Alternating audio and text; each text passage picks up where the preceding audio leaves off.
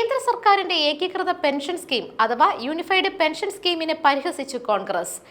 UPSലെ U എന്നത് മോദി സർക്കാരിന്റെ U-turn ആണെന്നാണ് കോൺഗ്രസ് അധ്യക്ഷൻ മല്ലികാർജ്ജുൻ ഖാർഗെയുടെ പരിഹാസം. ജൂൺ 4-ന് ശേഷം പ്രധാനമന്ത്രിയുടെ അധികാര ധാർഷ്ട്യത്തിന് മേൽ ജനങ്ങളുടെ ശക്തി വിജയിച്ചു. വഖഫ് ബിൽ JPCക്ക് അയച്ച നടപടി, ബ്രോഡ്കാസ്റ്റ് ബിൽ, കേന്ദ്രത്തിലെ ഉന്നത തസ്തികകളിലേക്കുള്ള നിയമനം, ലാൻഡറൽ എൻട്രിയിൽ നിന്നുള്ള പിന്മാറ്റം, ഇതെല്ലാം യു-ടേണുകളെ സൂചിപ്പിക്കുന്നുവെന്ന് ഖാർഗെ പറഞ്ഞു.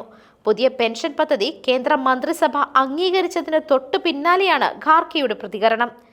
ഹരിയാനയിലെയും ജമ്മു കാശ്മീരിലെയും നിയമസഭാ തിരഞ്ഞെടുപ്പിന് മുന്നോടിയായിട്ടാണ് സർക്കാർ ജീവനക്കാരുടെ ദീർഘകാല ആവശ്യമായ ഏകീകൃത പെൻഷൻ പദ്ധതിക്ക് മന്ത്രിസഭാ യോഗം അംഗീകാരം നൽകിയത് എന്നും പല കോണുകളിൽ നിന്നും വിമർശനമുണ്ട്.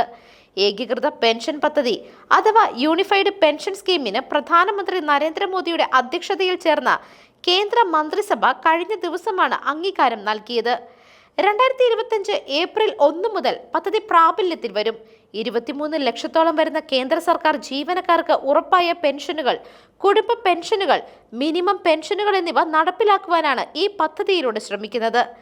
ഏകീകൃത പെൻഷൻ പദ്ധതി എന്ന പേരിൽ സർക്കാർ അവതരിപ്പിച്ചിരിക്കുന്ന പെൻഷൻ സ്കീം ജീവനക്കാർക്ക് മിനിമം പെൻഷൻ ഉറപ്പാക്കുന്നതാണ്.